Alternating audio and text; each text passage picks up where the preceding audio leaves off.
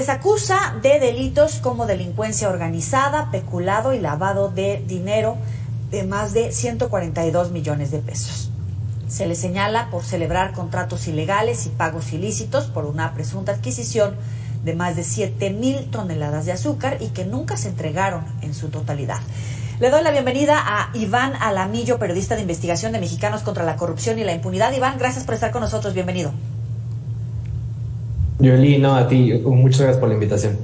¿Hay bases suficientes para que avancen estas órdenes de aprehensión contra los 22 funcionarios e involucrados en el caso Segalmex? Sí, yo me atrevería a ir un poquito más allá y decir que no solamente hay bases suficientes, sino que la Fiscalía General de la República incluso se tardó bastante en judicializar las primeras carpetas de investigación por este fraude. Recordemos que son 15,000 millones de pesos, el doble de la estafa maestra de Enrique Peña Nieto, y que este fraude se empezó a cometer en 2019, básicamente en el primer año del gobierno de López Obrador. Y la Fiscalía General se tardó 4 años, un poquito más quizás, en empezar a investigar a los funcionarios de Segalmex. Entonces, yo creo que sobran, ¿no? Sobran las pruebas, sobran las evidencias documentales, ¿no? Ha habido muchísimos medios, incluido Mexicanos contra la Corrupción, que hemos publicado cantidad de notas sobre este desfalco, entonces yo creo que sí. Ahora, según las investigaciones, esta red contempla de entrada a estos 22 mencionados, pero supongo que es muchísimo más extensa. Sí, es tan extensa que ni siquiera podría empezar yo, que he investigado el tema ya varios años, a dimensionar, ¿no? Cuántas personas y cuántas empresas están involucradas. Es una red tan amplia que podrían ser cerca de 100 empresas, ¿no? Si me atreviera yo a dar un número aproximado, y funcionarios, alrededor de 50 funcionarios de nivel alto, de nivel medio e incluso de nivel bajo. Pero sí quiero resaltar que pues hasta la fecha, hasta el momento, no hay ninguna investigación abierta en contra del exdirector general Ignacio Valle, a pesar de que bajo su cargo sucedieron todas estas anomalías. Ignacio Valle pues es una persona muy cercana al presidente López Obrador, porque él le dio su primer trabajo en los años 70, cuando Valle dirigía el Instituto Indigenista y López Obrador fue designado como delegado del instituto en Tabasco. Entonces, pues hasta la fecha es bastante sorprendente que él no esté involucrado en estas acusaciones, y no solamente eso, sino que López Obrador lo haya relevado del cargo en Segalmex y lo haya pues movido a otro cargo en gobernación como coordinador del INAFED. Parte de un entramado de cobijamiento, de encubrimiento, o podemos dejar ese espacio a las investigaciones porque tal vez no necesariamente esté implicado, aunque haya estado a cargo precisamente de esta institución. Pues mira, yo me atrevo a hacer pues estos comentarios porque colegas de medios como Animal Político e incluso nosotros hemos publicado reportajes con pruebas claras, ¿no? Pruebas documentales, documentos oficiales, en donde en varios casos de fraude el implicado o uno de los implicados es Ignacio Valle. Por ejemplo, un caso en el que Segalmex usa 1,000 millones de pesos de su presupuesto y los utiliza para comprar básicamente acciones en la bolsa. Y Animal Político hace unos años o hace un año publica el escrito, el oficio en donde Ignacio Valle da el permiso para utilizar estos 1,000 millones de pesos ilegalmente con su puño y letra, ¿no? Entonces ahí está el oficio en donde Ignacio Valle dio el permiso para esto, y nosotros en Mexicanos contra la Corrupción publicamos en diciembre un caso en el que descubrimos que contratistas de Viconsa, que es una filial de Segalmex, depositaban el 3% de cada contrato que ganaban en las cuentas de una empresa fachada a modo de moche, de soborno. Y el encargado de decidir a dónde se iba este 3% que cada contratista dio como moche, pues era Ignacio Valle, ¿no? Entonces, pues sí hay casos en donde él está involucrado directamente, pero hasta el momento la Fiscalía no ha pues básicamente anunciado que él esté siendo investigado. ¿Pudiéramos trazar una radiografía grosso modo, de cuáles son estos delitos, esta red cómo operaba? Porque enfrentan cargos por delincuencia organizada, por peculado y lavado de más de 142 millones de pesos, pero ¿pudiéramos hacer ese ejercicio para hacer una radiografía, Iván? Claro que sí, incluso nosotros por transparencia le solicitamos a la Fiscalía General que nos dijera cuáles delitos está investigando, por cuáles delitos se han abierto carpetas de investigación, y pues nos dio todo un glosario, ¿no?, de delitos, incluido peculado, coalición de servidores públicos, enriquecimiento ilícito, uso ilícito de atribuciones y facultades, ¿no?, lavado de dinero, que ya son delitos que implican prisión preventiva oficiosa, es decir, que los involucrados ya no pueden seguir su proceso en su casa yendo a firmar cada 15 días al juzgado. Entonces son delitos bastante graves, y tan son graves que la Fiscalía está investigando el fraude de Segalmex a través de la FEMDO, que es la Fiscalía especializada en materia de delincuencia organizada. Y pues esto ya te dice todo, ¿no? Porque la Fiscalía, por lo general, en casos de corrupción, los investiga a través de la FEMC, que es la Fiscalía especializada en materia de combate a la corrupción, y en el caso de Segalmex, pues lo pasó la Fiscalía de Delincuencia Organizada. Ahora, aquí en redes sociales, obviamente, pues estamos atentos a lo que nos estás comentando, y mira, lo que les llama la atención es que cambian a la cabeza de Segalmex, y es cierto, ponen a Ovalle en gobernación, y a Leonel Cota, que es un hombre muy cercano también al presidente, de larga trayectoria en partidos políticos de izquierda donde militó el presidente, ahora en la cabeza de Segalmex. ¿Es para encubrir? ¿Es para dar continuidad? ¿O para qué es? Pues es difícil, ¿no?, decirlo con certeza. Lo que sí todo el mundo ha visto, ¿no?, y nos consta desde el inicio del sexenio, es que el presidente hizo campaña bajo esta bandera de combate a la corrupción. Incluso él ha dicho en repetidas ocasiones que ni siquiera a sus hijos, a sus familiares, les permitiría un acto de corrupción. Y en este caso, que es el caso más grande, es el desfalco más grande en los últimos 10 años, al menos en la historia de México, pues el presidente no ha cumplido hasta el momento su palabra. De haberla cumplido, pues no hubiera transferido Ignacio Valle de Segalmex a Gobernación, al INAFED, que es un organismo dependiente de Gobernación, y simplemente lo hubiera destituido. Ignacio Valle no seguiría en la función pública. Y casos como el de Ovalle, pues hay muchísimos. Ni en la función pública, pues y tal vez si se hicieran las investigaciones correspondientes, ni siquiera podría ser funcionario. Exactamente.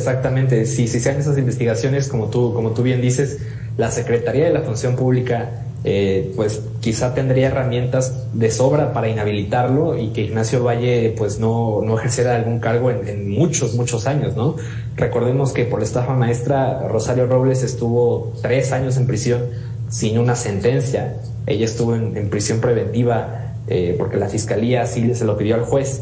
Y la estafa maestra son 7,000 millones, ¿no? Rosario Robles en la cárcel, e Ignacio Valle por 15,000 millones no ha pisado ni siquiera un juzgado, ¿no? Entonces, pues ahí está un poquito esta incongruencia en el discurso del presidente.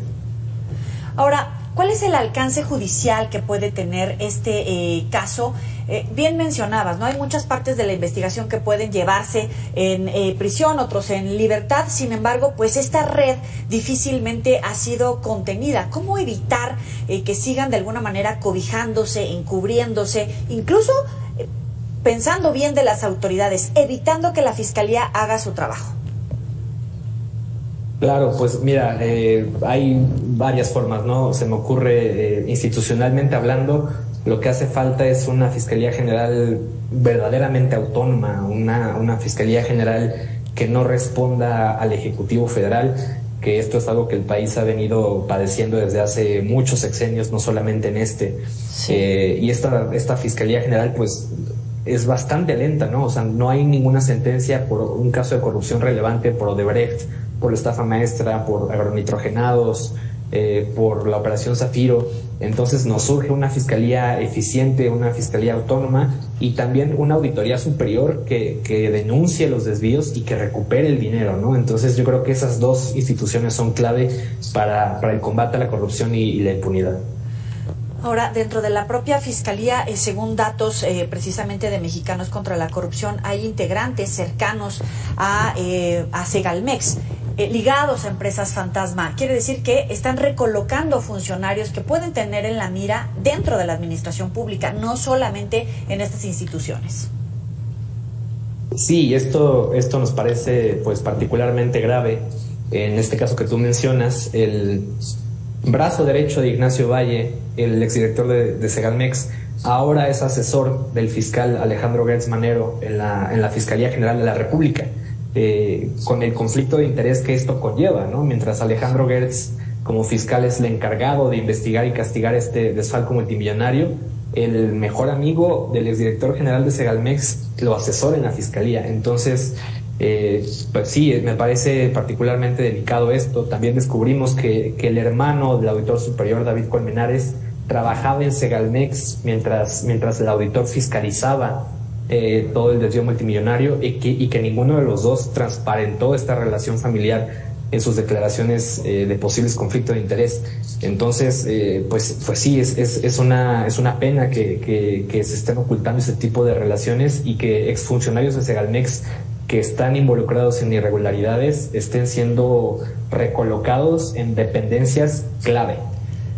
¿Cómo podemos darnos una idea con peras y manzanas de los miles de millones que no aparecen, ¿no? O sea, esta corrupción disfrazada o una especie de corrupción que es la opacidad, para que toda la gente se dé una idea, ¿no?, de la millonada de pesos que están sin ser transparentados. Así es. Pues mira, por ejemplo, nosotros nos hemos dado la tarea justamente de explicar a la gente con peras y manzanas, ¿no?, cuál es la comparación, ¿no?, del fraude en Segalmex. Por ejemplo, Segalmex, ¿no?, en donde se han desviado 15,000 millones de pesos, sí. Eso es el equivalente a 20 veces lo que costó hacer la película de Pinocho de Guillermo del Toro, que actualmente está nominada a los premios Óscares. También equivale a aproximadamente 12 estelas de luz, la estela de luz que construyó en Reforma Felipe Calderón, ¿no? O equivale, por ejemplo, en un dato un poquito más chusco, a pues cerca de 15 casas blancas de Enrique Peña Nieto.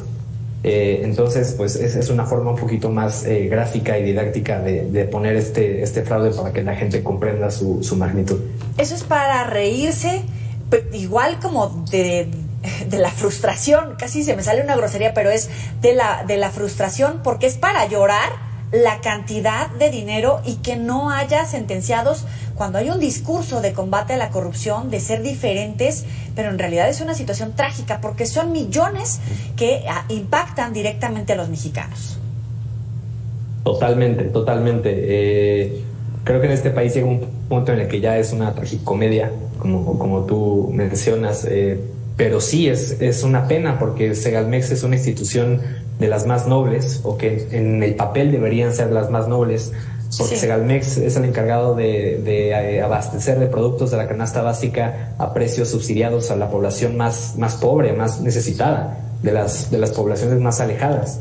Y el hecho de que este fraude tan grande se haya cometido ahí, pues una vez más es un golpe a la gente que más ha sufrido en este país, ¿no?, de la desigualdad y de la pobreza en estados como Guerrero, como Oaxaca, como Chiapas.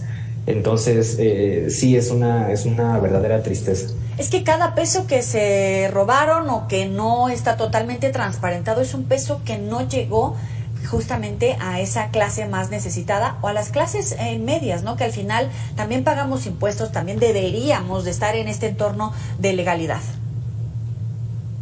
Claro, por supuesto, y creo que eso es un poquito lo que nos hemos mal acostumbrado a normalizar en México. Sí. Escuchamos tanto ya de fraudes, desfalcos, empresas fantasmas, desvíos, que ya no le damos la magnitud de la importancia que debería. Y como tú dices, cada peso desviado es un peso que nos roban a ti, a mí y a nuestro vecino y a nuestra tía y a cualquier persona que conozcamos, porque es el dinero de todos.